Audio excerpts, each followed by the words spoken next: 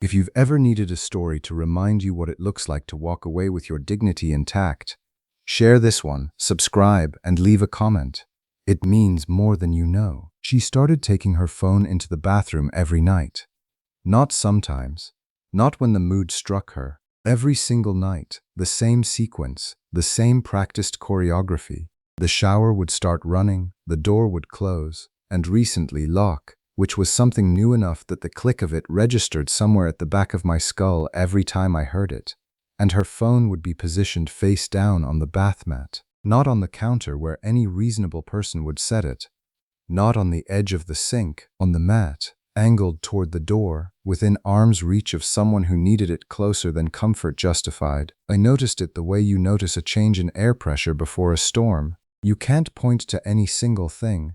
The sky might still be blue, the light might still be ordinary, but something in the way your body processes the atmosphere has already told you that something is different, and it's the kind of different that moves in only one direction. That was the phone on the bathroom mat.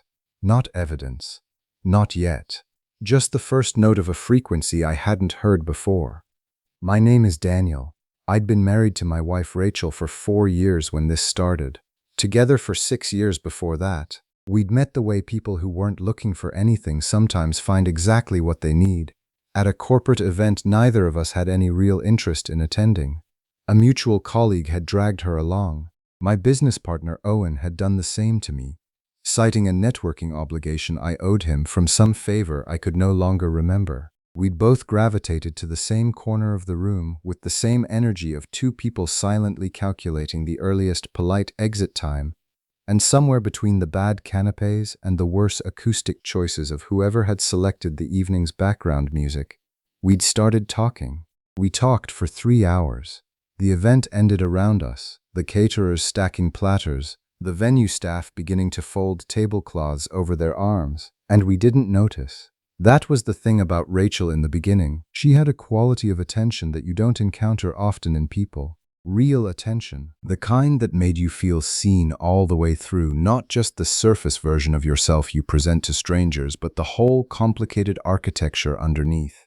She asked questions with the genuine curiosity of someone who actually wanted to know the answers, and she remembered everything. Not in a photographic memory way, just in the way that told you she'd been listening when you spoke, which is rarer than it should be, and which I'd stopped expecting from most people by the time I found it in her. In the early years, we built a life that had its own texture and rhythm. Saturday hikes when the weather cooperated, and on the Sundays when it didn't, because the trails were empty in the rain and the light through the trees was the kind of thing you couldn't plan for but always remembered. Long drives to nowhere with no particular destination and no deadline for turning around. Afternoons at a used bookstore on Clement Street where we'd drift into different sections and meet back at the door carrying something we'd picked for the other person. Conversations at the kitchen table that started practical and turned philosophical and ended somewhere neither of us had anticipated when we sat down. We were good company for each other. That's the simplest and most accurate version of what we were. Two people who made the other person's time worth more when they were in the same room. That quality, the specific value of a presence, is the thing you don't know how to name when you have it and can't stop trying to name when it's gone. Somewhere in the past year that changed. Not all at once. Nothing real changes all at once, no matter how sudden it appears in retrospect. It was incremental, the way erosion works. You don't watch the cliff face fall. You walk out one morning and notice the edge is closer than you remembered it being, and you realize the change happened in increments you weren't paying close enough attention to. She started treating our conversations like queue items to be processed rather than exchanges she was invested in. I'd start something, nothing heavy, just the ordinary low-stakes back and forth of a shared day, and I'd feel her waiting for the part where she could respond, close the loop, and return to her phone. Whatever attention I was getting had become the portion left over after something else had taken what it wanted, and that something else's portion was growing week by week in a way that left less and less for the room we were actually in. The first Tuesday the 1st put it into an actual thought. I was at the stove making chicken in the cast iron pan I'd owned since before we met. One of those 20-minute dinners that requires patience rather than effort, heat and time and the willingness to leave it alone. I heard her in the hallway, coming from the bedroom toward the kitchen. Not exactly footsteps, more the particular acoustic signature of someone moving through a familiar space while their attention is entirely somewhere else. The slight brush of against wall, the distracted, automatic cadence of a person whose body knows the floor plan well enough to navigate without looking, and whose brain has been released from the job of paying attention to where it's going. She came through the doorway with her eyes on her screen, thumb moving in the slow, involuntary rhythm people develop when they've been scrolling long enough that the motion runs itself without conscious direction. The same way some people tap their foot to a song they stopped actually hearing 10 minutes ago. "That smells like it's burning," she said, not looking up.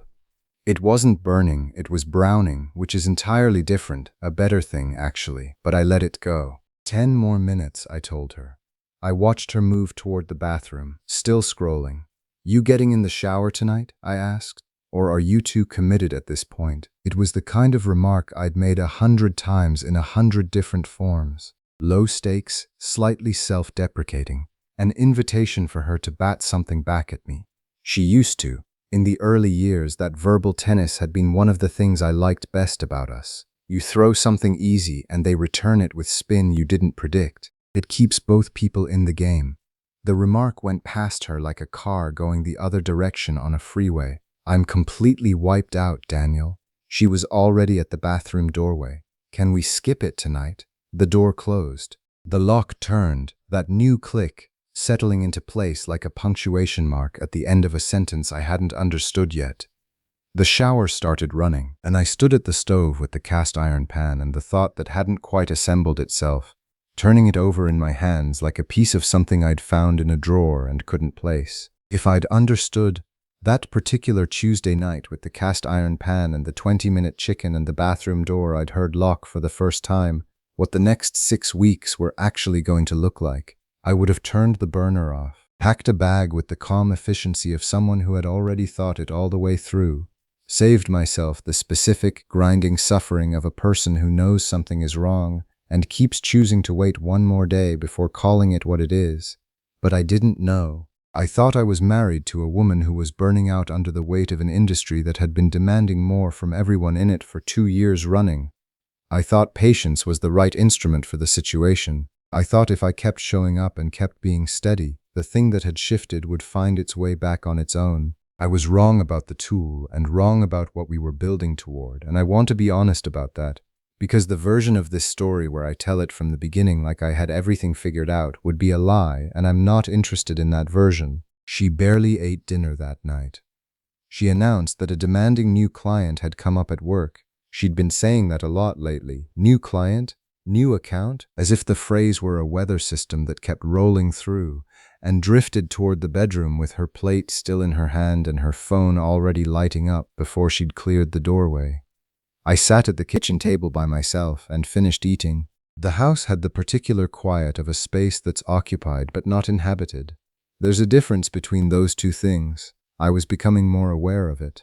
An hour later I went to check on her and found her plate on the dresser, barely touched. The food had been moved around enough to suggest she'd been sitting with it rather than eating it, running the fork through things without any real intention. While I stood in the doorway, her phone buzzed on the nightstand and she grabbed for it with a speed that was not casual, not the relaxed reach of someone glancing at a notification, but the urgent, full-attention movement of someone catching something they'd been anxious about missing. Both hands on the screen, gone from the room in every way except physical presence.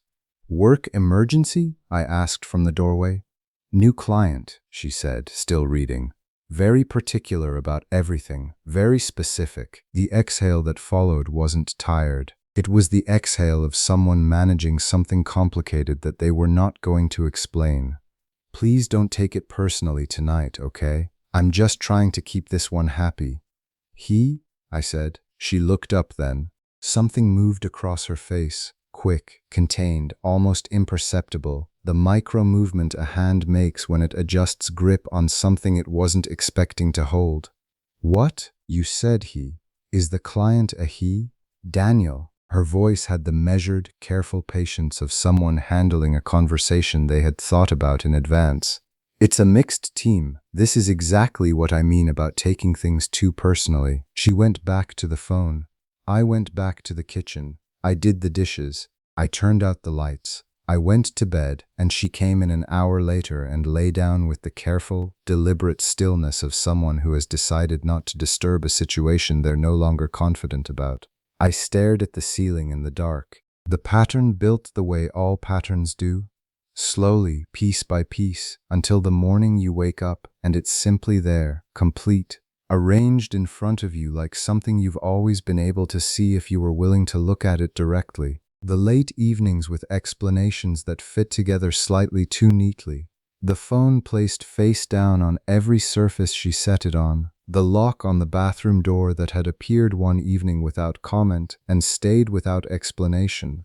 The gradual disappearance of whatever had been between us, not through any single rupture, not through a fight that could be identified and addressed, but through a steady withdrawal of presence until sharing the house with her felt like sharing it with someone who was reliably somewhere else. I started paying attention the way you pay attention when you finally decided you're done pretending you haven't noticed something.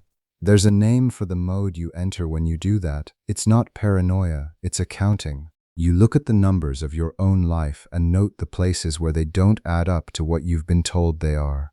The accounting produced details, arrivals that didn't match the explanation offered, evenings where the phone never left her hand and the hand never left her field of attention. A name that surfaced twice in separate contexts. Once in a story about a professional contact, once in passing as someone who'd been at an event she described, that wouldn't have meant anything except that the name appeared a third time, in a message I saw for half a second on her screen before she turned it face down. His name was Christopher. That was the third time. I didn't say anything when I saw it. Not because I was afraid of what saying something would produce, but because I'd arrived at the stage of a situation where speaking before you have the full picture means giving away the fact that you're building one. You move slower than your instincts want you to. You collect what's there to be collected. You wait until you have enough that the shape of the thing is undeniable. I gave it 2 more weeks. 2 weeks of ordinary mornings. Coffee, the news, the drive to the studio where I ran my sound engineering business. A small operation Owen and I had built over 8 years from a room above a parking structure to a proper facility with 4 recording suites and a client list that had taken years of careful work to develop. 2 weeks of watching Rachel move through our shared space with the distracted ease of someone whose attention was reliably elsewhere, and storing what I observed with the calm of someone who knows they're going to need it later. On a Wednesday evening, I talked to my friend Marcus. Marcus had been in my life since the year I'd opened the studio. Back when the business was 2 people and a rented room and more ambition than equipment, he had the particular quality of a person who listens before he responds, which is less common than it should be, and which made him the right person to say the partially assembled version of this too. I told him about the phone, the lock on the door, the name that had appeared 3 times in 3 different frames. Marcus didn't say anything dramatic. He isn't the type. He let the silence be as long as it needed to be before he spoke. "You already know what it is," he said finally. "You're not waiting for clarity. You're waiting for the thing that makes it impossible to tell yourself you don't know." He wasn't wrong. He was exactly right in the way that a true observation about yourself often feels like something sharp pressing on something tender. That something came on a Friday afternoon. I'd finished a session ahead of schedule, one of those rare occasions where everything in the room aligned correctly and the work moved faster than expected. I hadn't planned anything around finishing early. I drove straight home. The street was the way it normally was in the late afternoon. The neighbor across the way had her porch light on. The mail carrier was 3 houses down. My driveway held a car I recognized, not a stranger's car, a car that belonged to someone in Rachel's professional life, a name she'd mentioned once as a colleague, someone she'd described in passing as someone from work. The kind of mention designed to sound unremarkable because it was placed in a context of unremarkable things. A silver car, clean, parked in the center of my driveway with the ease of something accustomed to being there. I sat in my truck for 60 seconds, then I went around to the back door. The house was quiet in the particular way that houses are quiet when they're working to present as empty. I let myself in. I stood in the kitchen and heard something from upstairs. Not a sound that required interpretation. Not a sound that left any room for alternative explanations. A sound with only one meaning, and that meaning was complete. I stood in the kitchen for 40 seconds. I counted them the way you count things when you need something to do with your mind that isn't the thing it keeps going toward. Then I walked back out, eased the door closed, got in my truck, and drove to the studio. I didn't call anyone. I sat at the desk in my office with the door closed and opened a blank document and started writing. Not because I had any immediate plan, because I needed to see the full accounting in one place. Every observation from the past 6 weeks, dated, specific, stripped of interpretation, and reduced to what had actually happened. You write it down not to remember it. You write it down me pareja, that you can stop carrying all of it in your body where it's been sitting like something with weight and heat, and transfer it to somewhere outside yourself, somewhere you can look at it from the outside where it's just fact. I worked until 8 in the evening. By the time I was done, the studio was quiet, the street outside had gone dark, and I understood the situation with a completeness that was different from suspicion. Suspicion is a question. What I had now was an answer. I drove home. Rachel was in the kitchen when I got there. She had calibrated everything back to baseline with the practiced ease of someone who had been doing this longer than I'd been watching. She asked about my day. She made tea. She was warm, present, attentive in the way she'd been in the early years, the full performance of a woman who wanted the evening to land normally and had decided to spend whatever it cost to make that happen. I sat with her and had the tea and was exactly as present as the moment required. Not warm, not cold.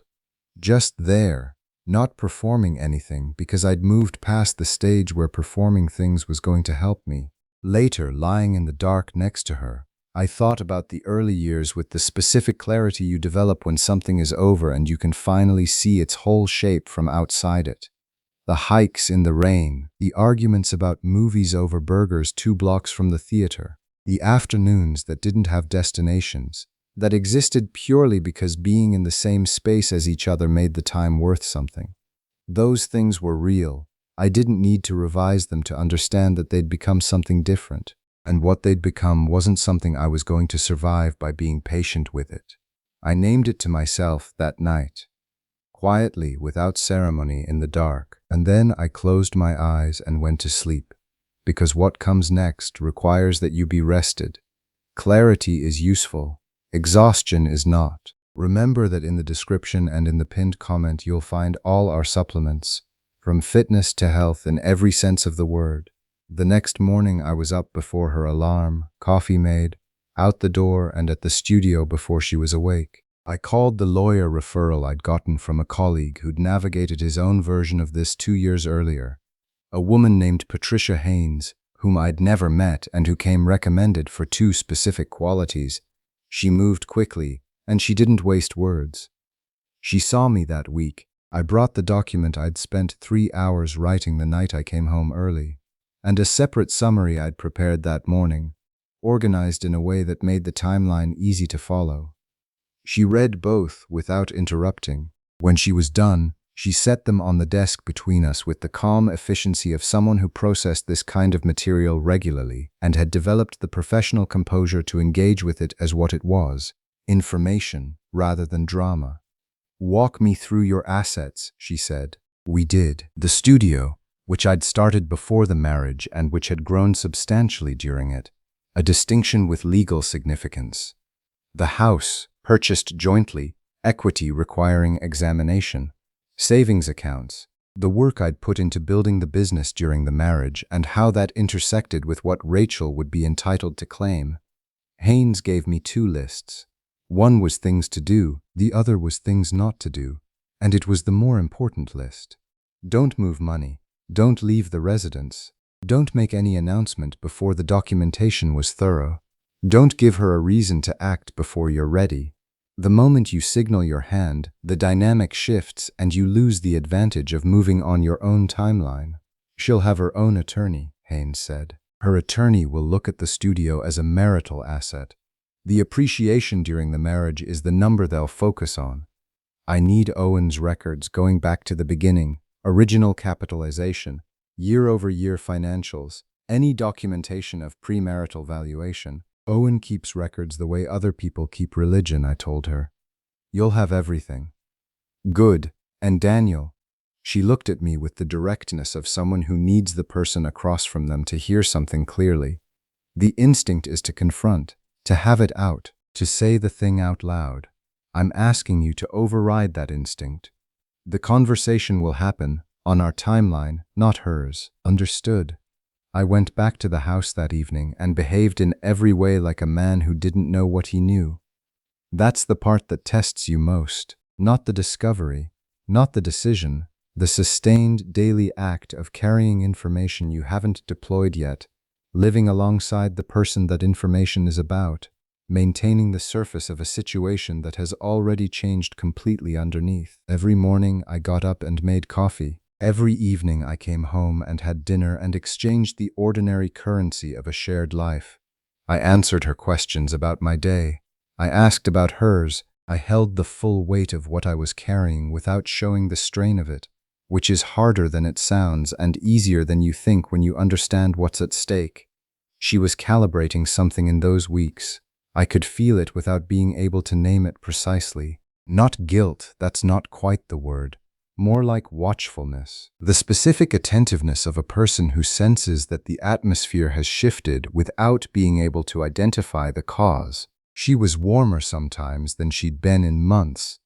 Present, attentive, the full version of herself turned back on as if proximity and effort could correct whatever she'd begun to feel had changed. Other times she withdrew further, and I understood that those withdrawals tracked something in her own calculations that I wasn't privy to.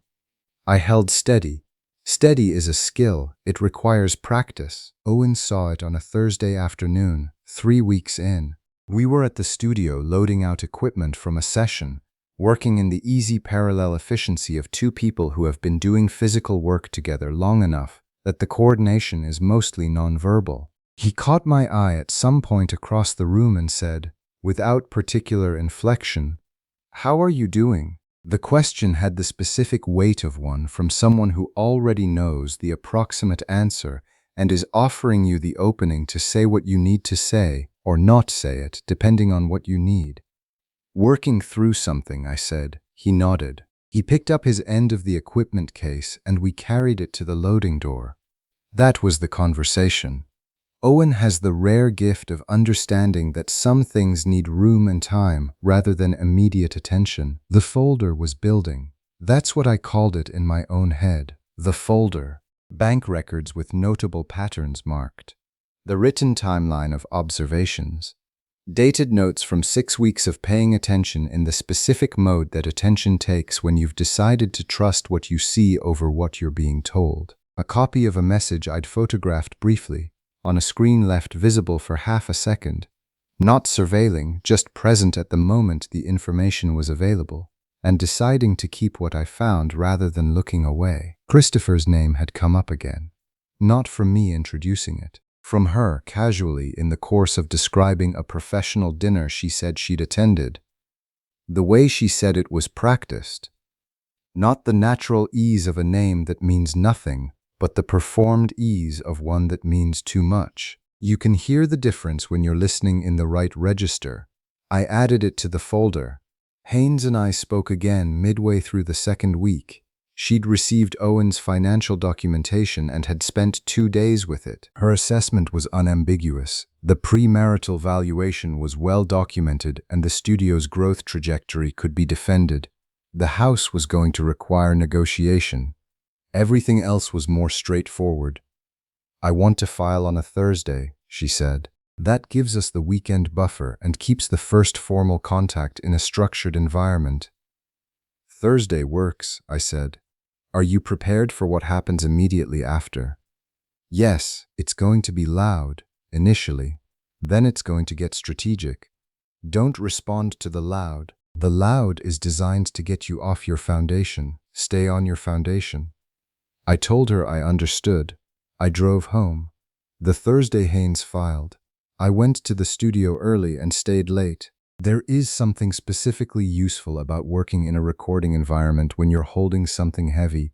The concentration required is total. The feedback is immediate and honest. And for the hours you're in the room, you're genuinely somewhere else, inside the problem of the work rather than the problem of your life. I was grateful for it. I was packing up at 6:30 when my phone showed 4 missed calls. I let the 5th go as well. I picked up the 6th because I believe in one clear boundary stated once clearly without heat. Avoidance is not the same as a boundary. A boundary is a thing you say out loud and then hold. Daniel. Her voice was something I hadn't heard in 6 years of knowing her. The performance had dropped entirely. She sounded like a person who had just walked into something they hadn't prepared for and were trying to locate the floor under their feet. What did you do? What I should have done 6 weeks ago, I said, when I came home early and found a car in my driveway. Silence, long enough to be its own answer. I should have had this conversation then, I continued.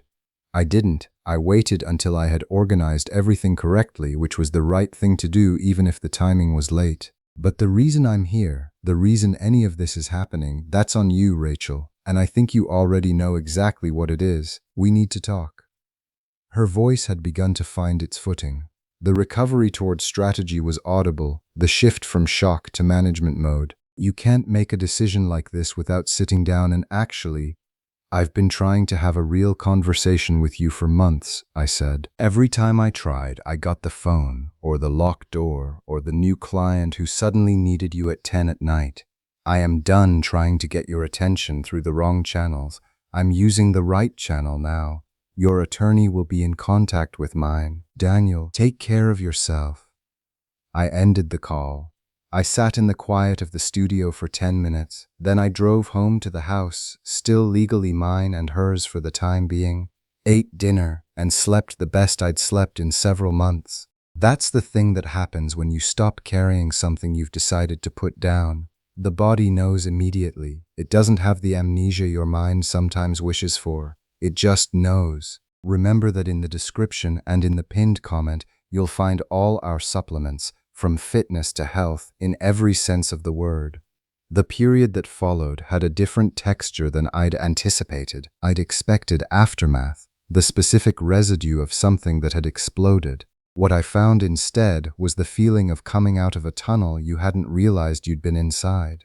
Disorienting in its ordinariness. The light looking like light, the air tasting like air, the world presenting itself without the filter of ongoing managed crisis that you'd gotten mi pareja accustomed to. You'd stopped noticing it was there. The grief was real, and I don't want to understate it. 6 years with a person, 4 years of building a shared life. The specific loss of the version of things you believed you were in, that's not nothing. But I'd been grieving in installments for months without naming it as grief, making it ordinary sadness rather than letting it be what it was.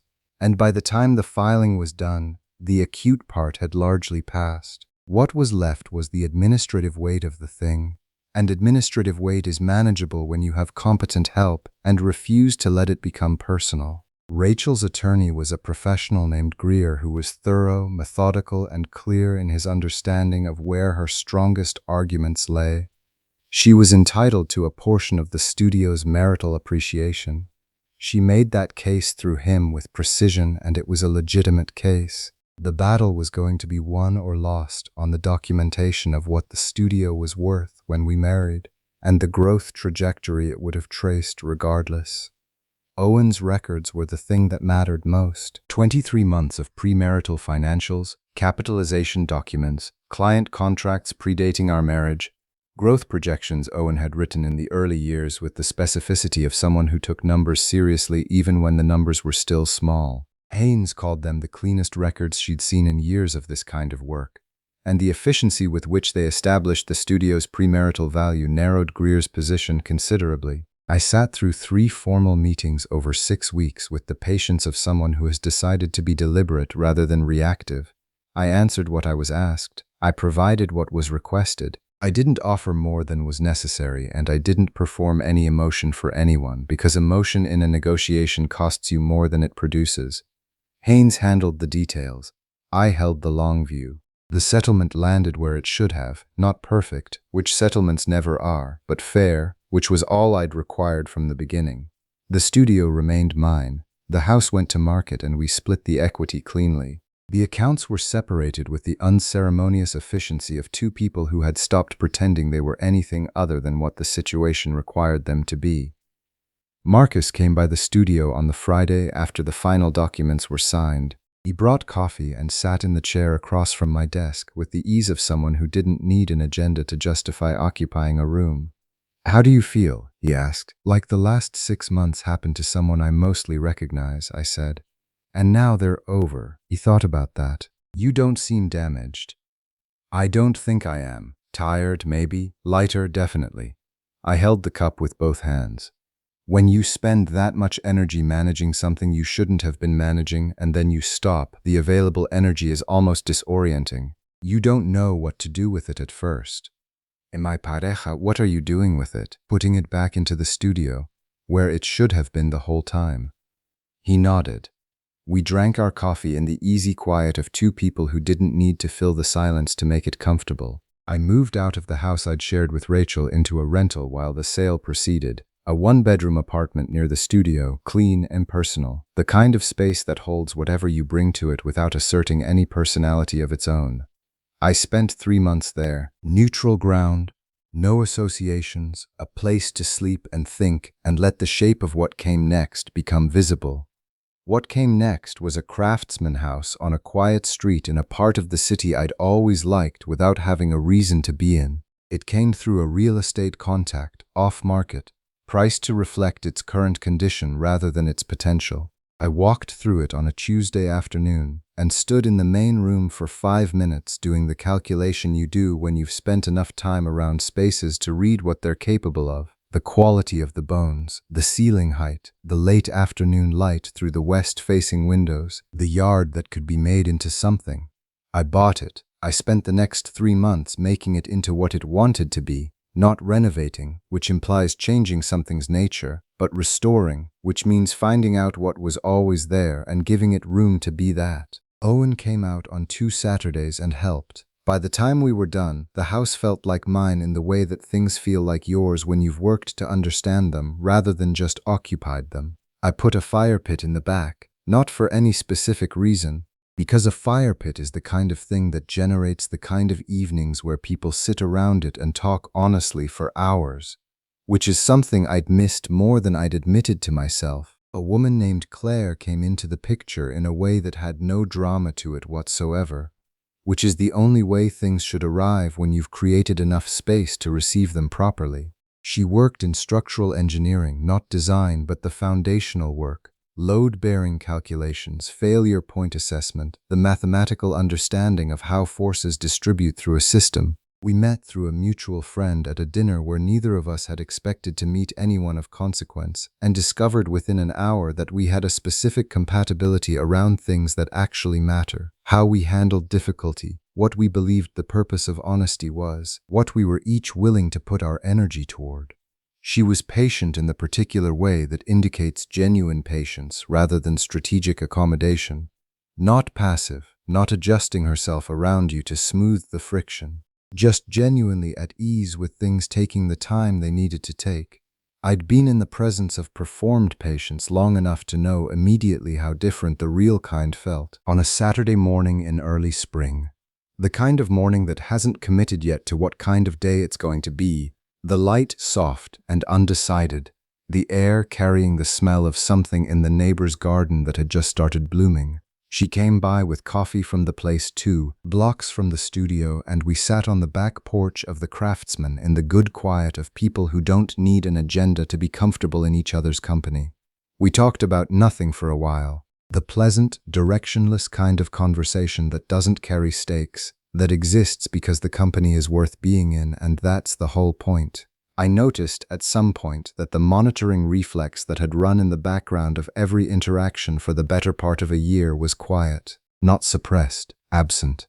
I was just in the conversation, completely, simply there. The presence of that absence was the most telling marker of distance traveled, and I let it mean what it meant without making a ceremony of it. Do you miss it? She asked eventually. Not the person, the version of things I'd believed I was living. I miss believing in a version that wasn't actually happening, I said. The real version, what it actually became, what it actually was once I stopped telling myself a different story. No, I don't miss that. Is that strange to say? It's the only honest thing to say. She was quiet with that for a moment. The morning made up its mind and became a proper, clear spring day. When did you know? She asked. Not when you found out. When did you actually know? I thought about it the way it deserves to be thought about, not rushing toward an answer, because the question is real and the real answer matters.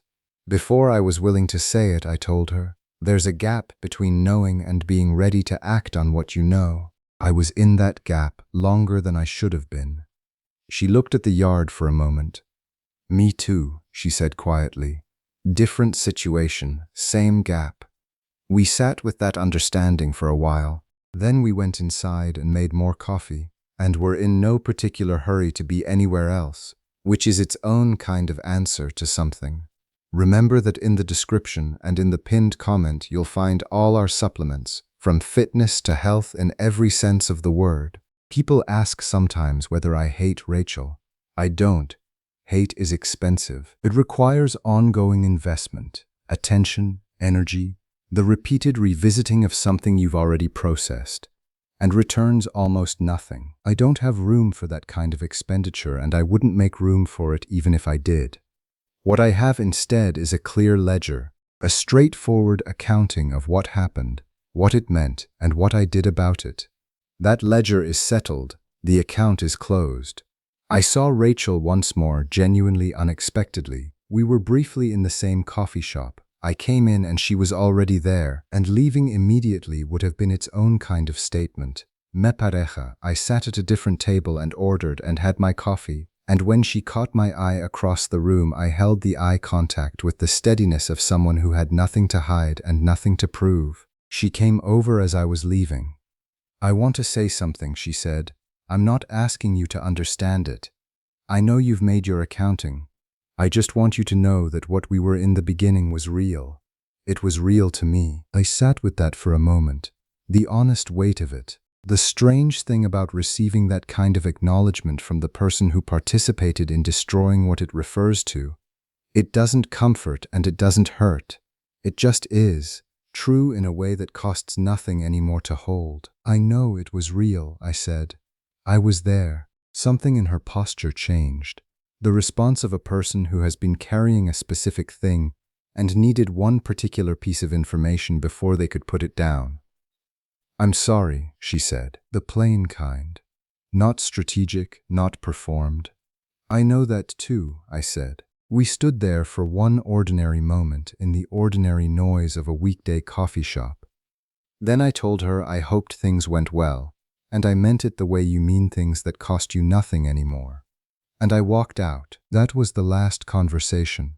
The line I drew didn't cut her. It cut me free. And in the months since, on this porch, with the studio's waiting list and the fire pit and the truck that runs and a woman who brings coffee on Saturday mornings and says exactly what she thinks and fell asleep once against the car window on a drive through the autumn dark, completely at ease, I've understood something I couldn't have understood from inside the other version of my life. The boundary you draw in time costs less than the one you draw late. Every week you wait past the point of knowing is a week you spend borrowing against your own resources in a debt that compounds quietly until you can't afford to ignore the interest anymore. I drew mine later than I should have. I spent months of my attention on something that had become unsalvageable, managing it instead of ending it, and I paid for those months in the specific currency of clarity and time, which are not recoverable. That's the honest accounting. I'm not proud of the delay. I understand why it happened. The hope that patience would be the right instrument, the unwillingness to name what was obviously there, and I've made peace with it the way you make peace with a mistake you've learned something true from. But I drew the line. When I drew it correctly. And on the other side of it, the life that was actually mine, the one that had been waiting past the thing that was blocking it, was there. The whole point was always the ordinary afternoon, the unhurried ones, The ones that don't have an agenda and don't require management and don't carry any undercurrent of something you're always partly attending to. The ones that exist purely because the people in them want to be there and the time is simply, genuinely worth spending. That's the story. No flames, no speeches, no moment where I waited for an audience or needed anyone to validate the exit. Just a man who paid attention to what was actually happening, assembled the facts without announcing he was doing it, trusted people who knew what they were doing, and walked out through a door he built himself, on his own timeline, on his own terms, without looking back. You know when it's time.